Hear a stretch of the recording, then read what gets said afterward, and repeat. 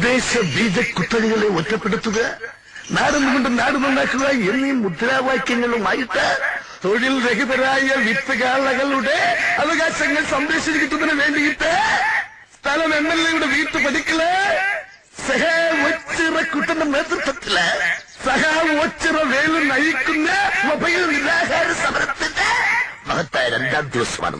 പണ്ട് മഹാകവി പ്ലീ പാടി നിത്യായന്തിനോ മാർത്തിയാനോ വിത്തുകാലകൈവശമാവുകിൽ പരമ്പര ഗതാഗത പ്രത്യുത്പാദന രംഗത്തിനെ അട്ടിമറിക്കാൻ പ്രത്യുത്പാദന രംഗത്ത് യാതൊരു പാരമ്പര്യവുമില്ലാത്ത ഒരു വീറ ചെറുക്കന് ഡോക്ടർ പട്ടം കൊടുത്ത് ഇങ്ങോട്ടേക്ക് അയച്ച വ്യവസ്ഥിതിയെ, ആ യാഥാസ്ഥിതിക വ്യവസ്ഥിതിയെ ഞാൻ ചോദ്യം ചെയ്യുകയാണ്.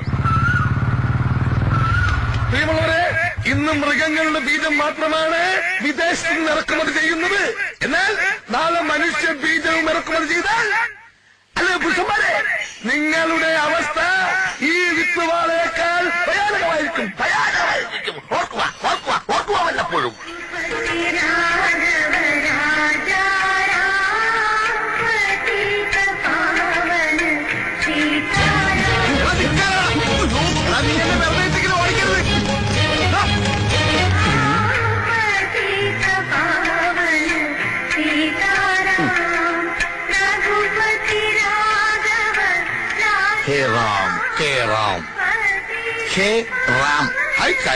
കയറി ഇരിക്കാനല്ലേ പറഞ്ഞത്?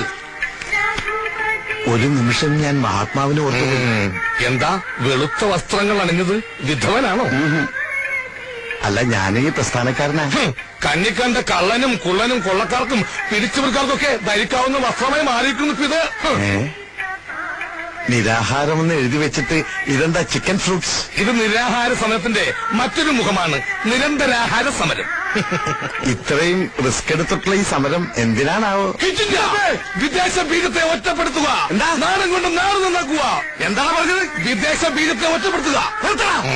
വിദേശിയെ ഒറ്റപ്പെടുത്തണം. അതെ, കിറ്റില്ല. ഈ വസ്ത്രം ധരിച്ച് ഈ പാട്ടും വെച്ച് പ്രതിപക്ഷത്തിനെ പോലെ നമ്മുടെ നേതാവിനെ ഒറ്റപ്പെടുത്താൻ നീ പറയുന്നോളാ തെണ്ടി.